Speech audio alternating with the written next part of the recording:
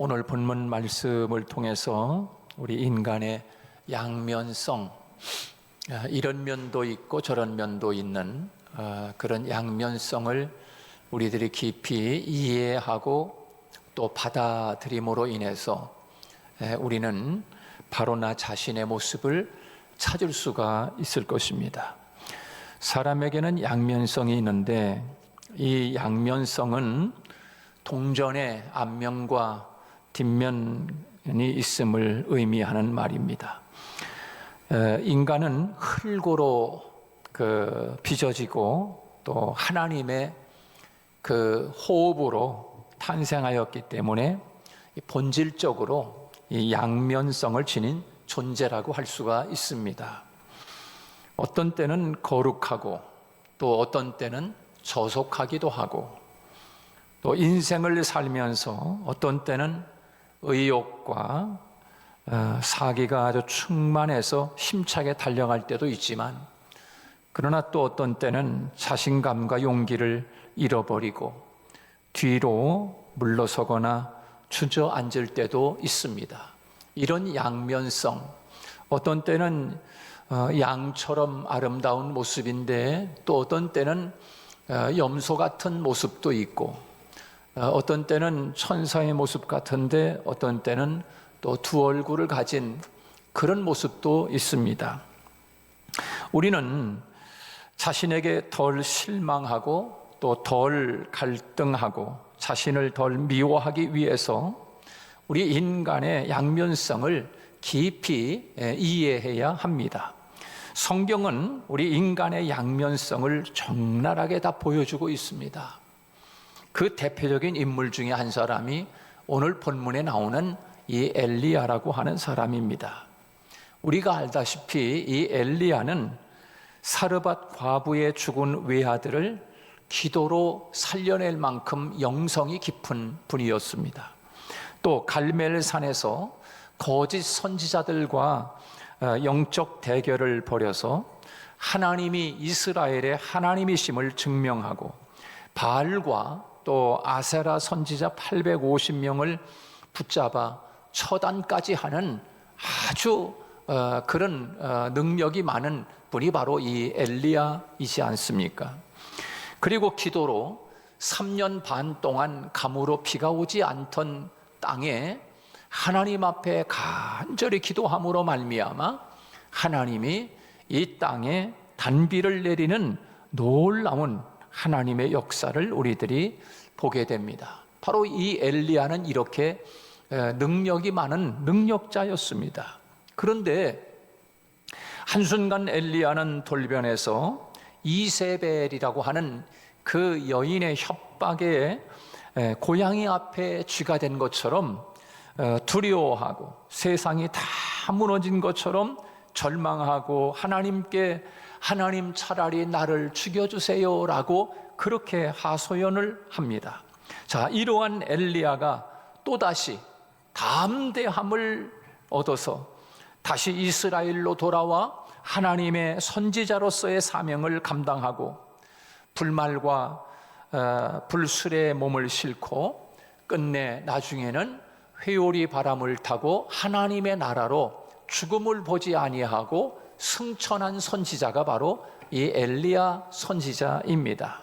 그래서 엘리야는 에녹과 함께 죽음을 보지 않고 하늘나라 들어간 사람, 그 두 사람 중에 한 사람이 바로 엘리야였습니다.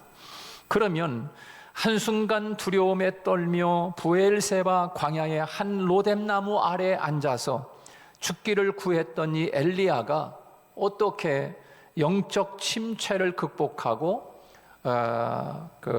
완전히 새로워진 모습으로 회복될 수가 있었는가? 여러분 혹시 오늘 우리도 그런 모습이 아닙니까? 그러면 하나님은 이 영적 침체에 있는 엘리야를 어떻게 회복했는가?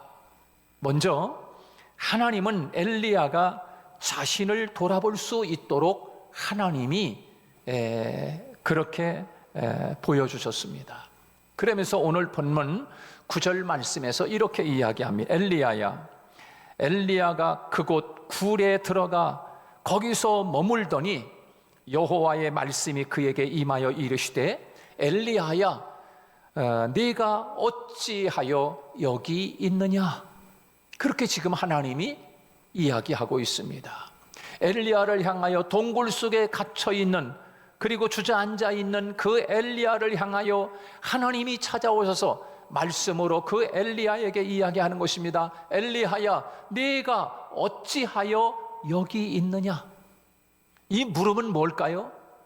지금 내가 그렇게 낙심하고 동굴 속에 철퍼덕 주저앉아 인생 다 끝난 사람처럼 낙심하고 절망하고 있는 네 있는 그 자리가 네가 있어야 할 자리가 아니야 라고 하시는 하나님의 메시지가 거기에 담겨 있는 것이지요. 다시 말해서 엘리야가 지금 자기 자신이 어떤 형편에 취해 있는지 하나님이 지금 그 엘리야를 향하여 자기 자신을 보여주고 계시는 하나님이신 것을 알 수가 있습니다.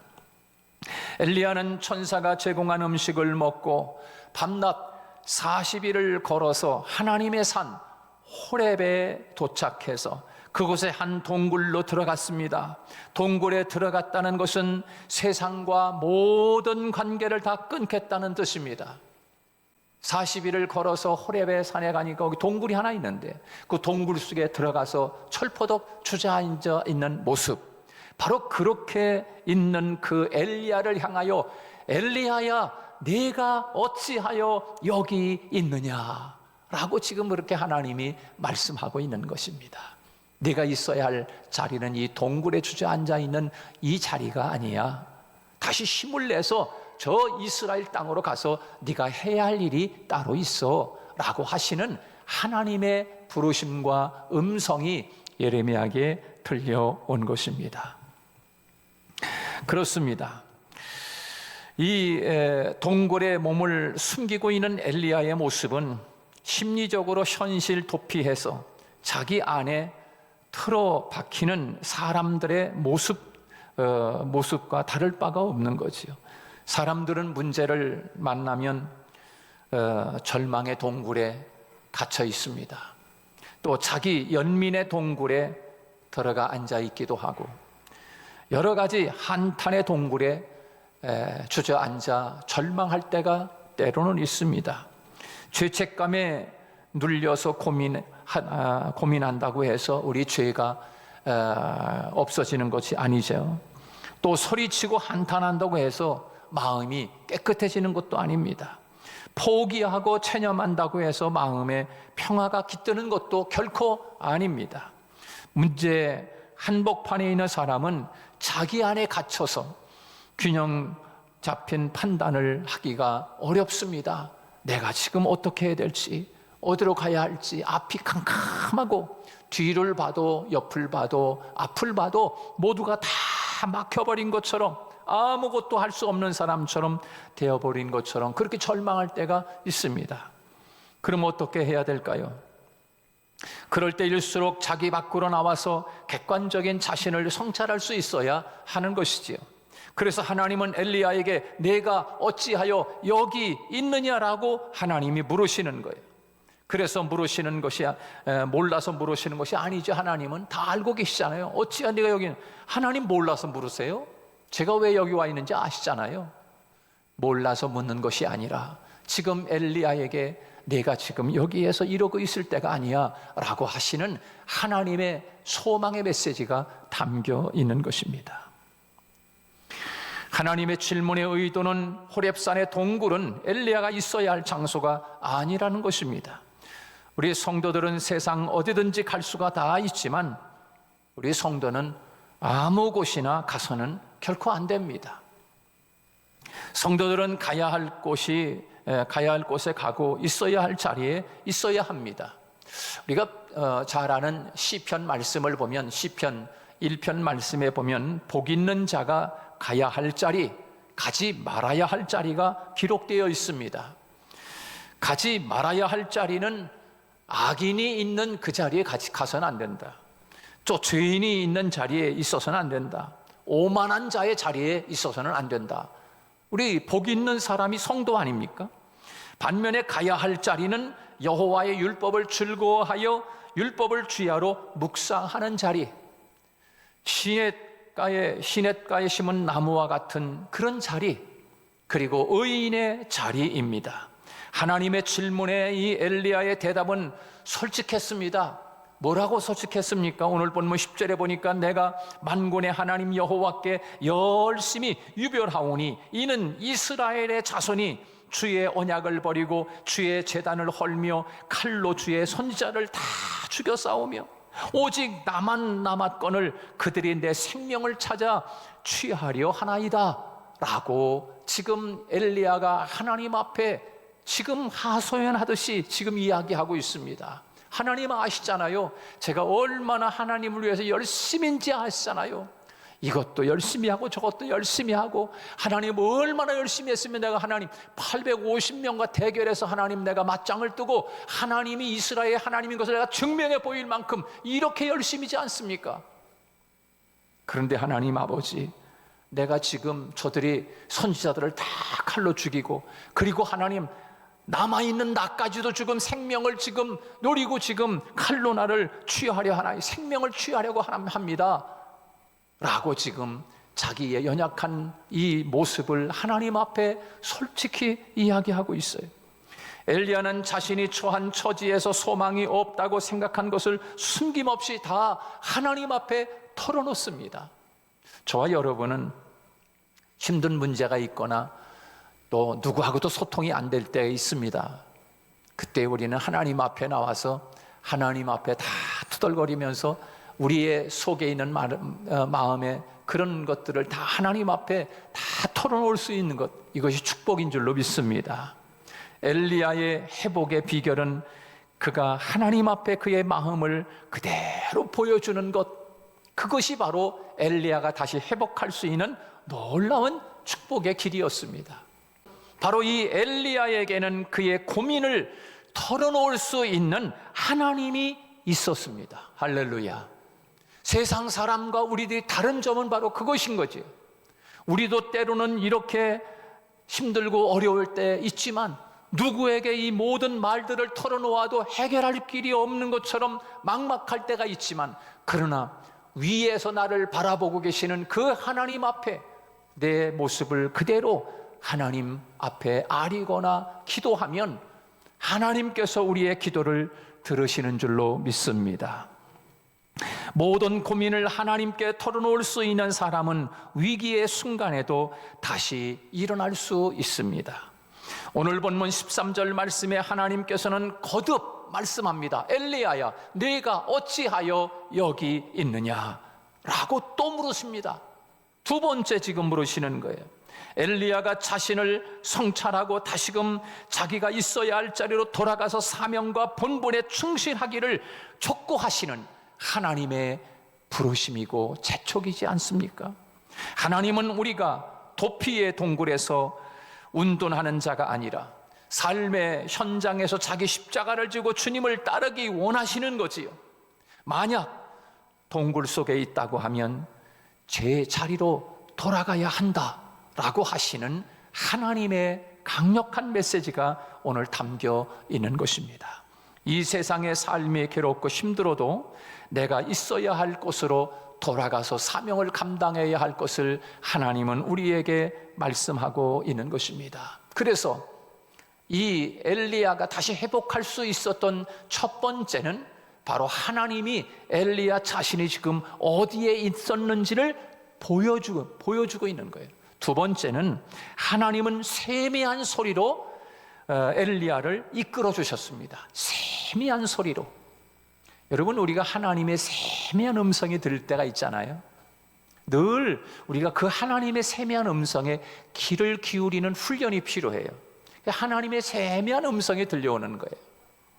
오늘 본문 11절로 12절 말씀인데요, 여호와께서 이르시되 너는 나가서 여호와의 산에서 산에 서라 하시더니 여호와께서 지나가시는데 여호와의 앞에 크고 강한 바람이 산을 가르고 바위를 부수나 바람 가운데에서 여호와께서 계시지 아니하며 바람 후에 지진이 있으나 지진 가운데도 여호와께서 계시지 아니하며 또 지진 후에 불이 있으나 불 가운데도 여호와께서 계시지 아니하더니 불 후에 세미한 소리가 있는지라 그랬습니다.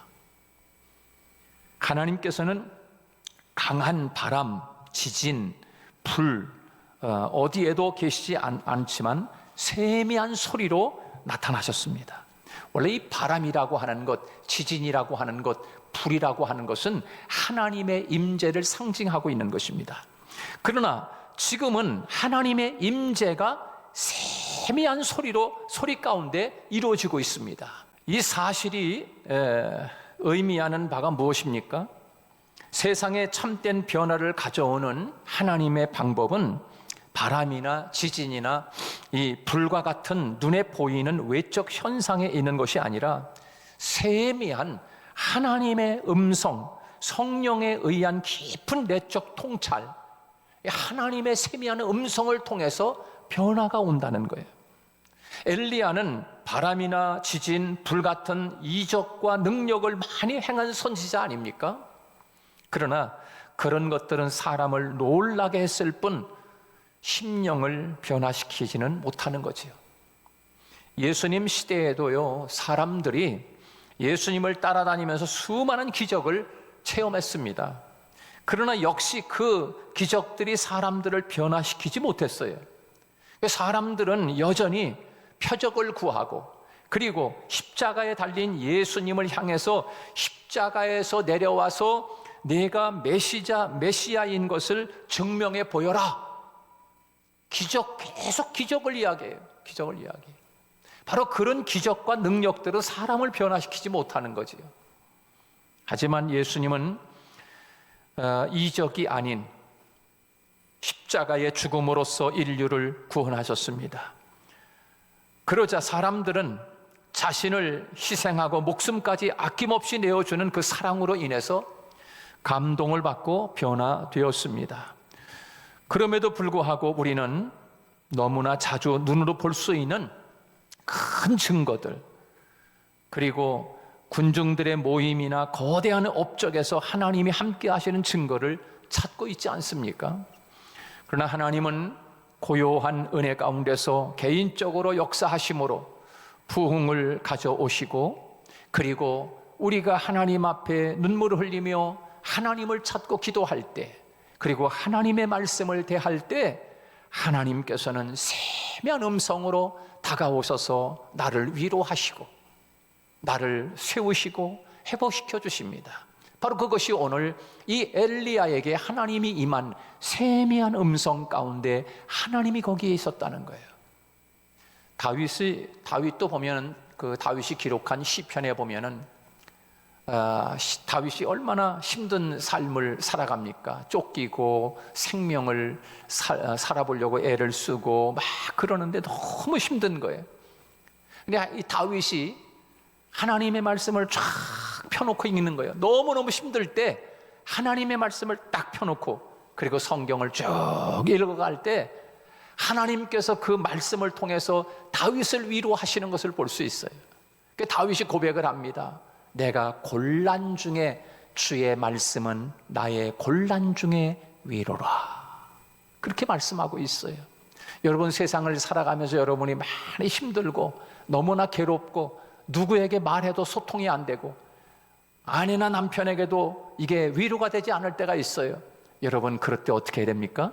하나님의 말씀을 펴서 하나님의 말씀을 조용히 읽으면 그 말씀이 꿈틀대면서 나에게 하나님의 말씀으로, 하나님 자신의 음성으로 들려와서 나를 위로하시고, 다윗과 같이 주의 말씀은 나의 곤란 중에 위로라, 그렇게 고백할 수 있는 놀라운 체험을 할 수 있게 됩니다. 여러분, 오늘 본문에서 이 엘리야가 다시 침체하여 주여 나를 죽여주세요, 내 생명을 노리고 있나이다, 동굴에 갇혀있는 그 엘리야에게 하나님은 불 가운데도 바람 가운데도 지진 가운데도 크게 역사하는 그 가운데 하나님이 계시지 아니하고 세미하게 들려오시는 그 하나님의 세미한 음성을 듣고 바로 이 엘리야가 다시 회복하게 되었다라고 하는 놀라운 축복을 우리에게 말씀하고 있는 것입니다. 세 번째로 하나님은 엘리야에게 새로운 사명을 부여하고 계십니다. 오늘 본문 15절로 16절 말씀입니다. 너는 내 길을 돌이켜 광야를 통하여 다메섹에 가서 하사엘에게 기름을 부어 아람의 왕이 되게 하고, 너는 또 림시의 아들 예후에게 기름을 부어 이스라엘의 왕이 되게 하고, 또 아벨 무홀라야 사밧의 아들 엘리사에게 기름을 부어 너를 대신하여 선지자가 되게 하라. 그렇게 말씀하고 있습니다. 여기서 이 돌이켜라고 하는 말이 중요합니다. 너는 내 길을 돌이켜, 턴해라. 지금 내가 주저앉은 그 길에서 더 이상 앞으로 가지 말고 거기서 돌이켜서 다시 네 사명을 찾아라 라고 지금 말씀하고 있는 것입니다. 사명을 찾으라고 말씀하고 있습니다. 여러분, 우리들 세상을 살아가면서 사는 것도 괜찮고 그저 배운 것도 많고 또 넉넉히 살기도 하고, 그런데 이상하게 힘이 빠져 있어. 여러분 중에서 보면 힘이 쭉 빠진 사람들이 있을 거예요. 왜 그런 줄 아세요? 왜 힘이 빠졌어요? 삶의 의욕을 잃어버렸어요. 왜 그럴까요? 사명을 잃어버렸기 때문에 그래요. 사명을. 여러분, 사명을 찾을 수 있기를 축복합니다. 사명을 잃어버리면 사는 것도 괜찮은데, 여러분은 왜 그렇게 힘이 빠져 삽니까? 사명을 잃어버렸어요. 사명을. 내가 해야 할 사명이 뭔지 잊어버렸어. 엘리야에게 주어진 사명이 무엇입니까? 다메섹에 가서 하사엘에게 기름을 부어 아람의 왕이 되게 하고, 예후에게 기름을 부어서 이스라엘의 왕이 되게 하고. 지금 이스라엘의 왕이 하나님 이스라엘의 왕이 하나님 아합 왕인데, 아니 예후에게 기름을 부어서 왕이 되게 하면 아합이 나를 가만두겠습니까? 이세벨이 나를 죽인다고 쫓아와서 내가 여기까지 도망왔는데, 하나님 이스라엘의 예후에게 기름을 부어서 아합 왕을 물리치고 예후가 왕이 되게 하면 나를 가만두겠습니까? 우리가 얼마든지 하나님 앞에 그렇게 할 수 있겠잖아요.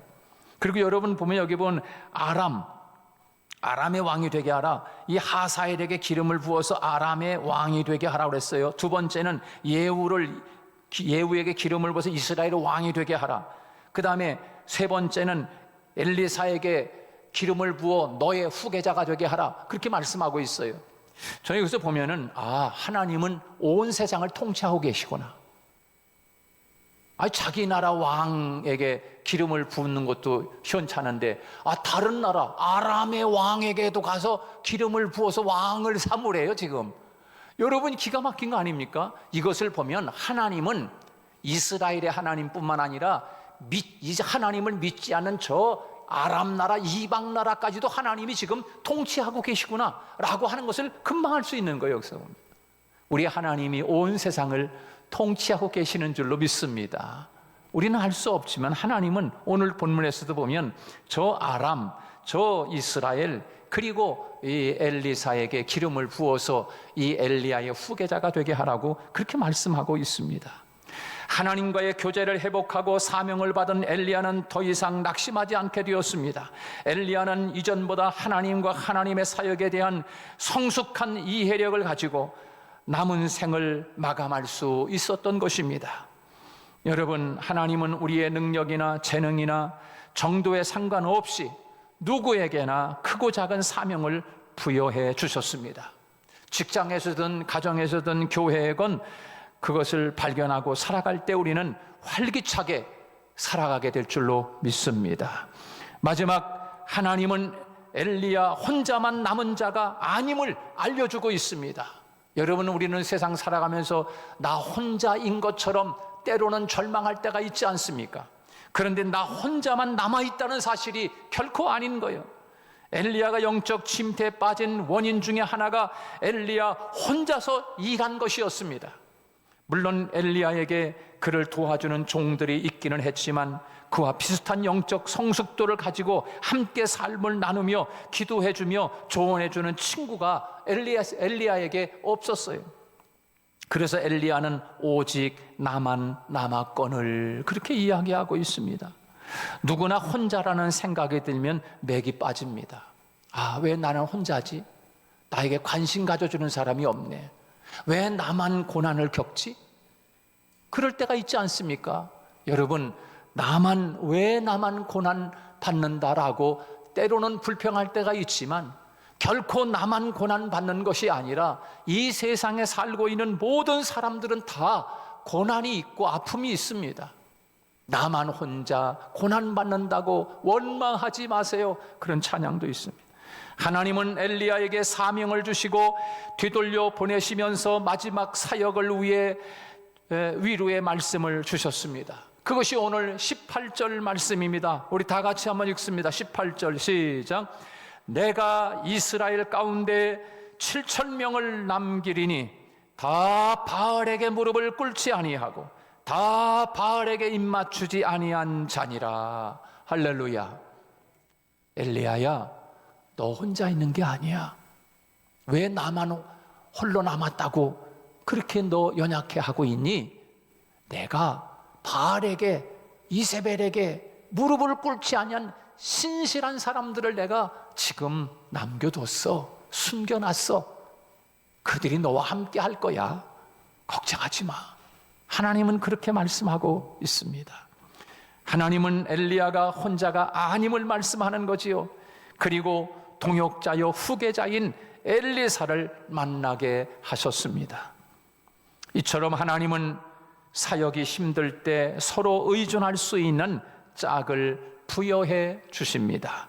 그래서 모세에게는 아론이 있었고 여호수아에게는 갈렙이 있었고 그리고 다윗에게는 요나단이라고 하는 사람이 있었고 뿐만 아니라 베드로에게는 요한이 있었고 바울에게는 실라가 있었고 여러분, 이렇게 하나님은 하나님께서 함께 도울 수 있는 많은 사람들을 우리 옆에 두고 있다는 사실을 기억하고 여러분, 오늘도 주님의 위로와 주님의 함께 하심과 세미한 음성을 듣고 다시금 힘있게 일어서는 저와 여러분이 되시기를 주님의 이름으로 축복합니다.